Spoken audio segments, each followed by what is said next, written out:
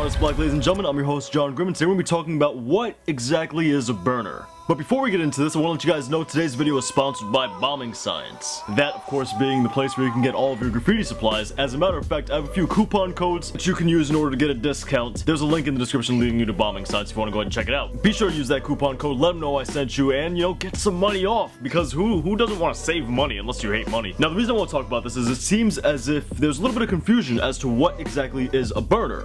Back in the day, a burner used to be a window-down whole car piece, typically a wild style, but it was from the window down and it was the whole car. And that term was generally reserved for wild styles. Nowadays, obviously because people aren't painting trains the way they used to back in the day, burner now refers to a super dope piece. Typically, once again, a wild style. But it doesn't have to be, and you also have to understand that the term burner is very opinion-based nowadays. Because, for example, you and I can both go to a wall, look at a piece, and you can spot a burner and be like, yo, that's dope, and then I can go ahead on a different occasion and spot a different burner. It's all left up to the individual to decide what they feel is a burner. Now, a burner describes a piece that pretty much rocks everything else on that wall. Like, that is the centerpiece of the wall. I feel it's also worth mentioning that a straight letter nowadays can be a burner. For example, if you have a wall with, just as an example, two pieces on that wall. One is a straight letter and one is a crazy wild style piece. However,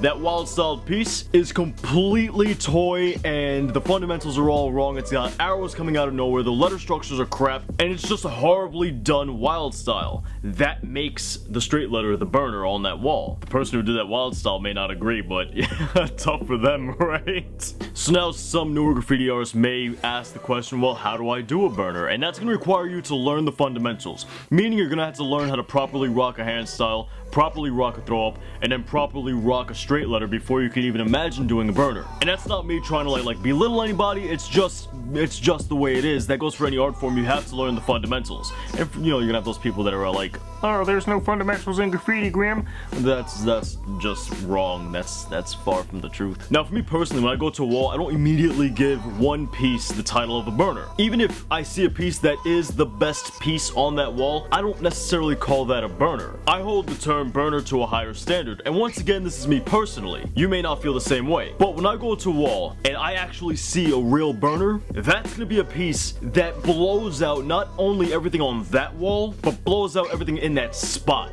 Like, the piece needs to blow my mind in order for me to give it the ranking of a burner. Because I feel like it's way too easy to blow everything out of the water that's on that specific wall. Like that's not too large of a task. And the standard is once again, for me, is too low for that. So I like to raise the bar and then give it the title of blowing everything out in the spot. Anyway, guys, that's gonna bring us to the end of today's video. If you enjoyed it, feel free to smash that like button. And if you're new here, feel free to subscribe. We come out with videos every single week. Also, don't forget, we have those coupon codes in the description along with a link to BombingScience. I want to thank them for sponsoring today's video. I'll catch you guys next time, but until then, peace.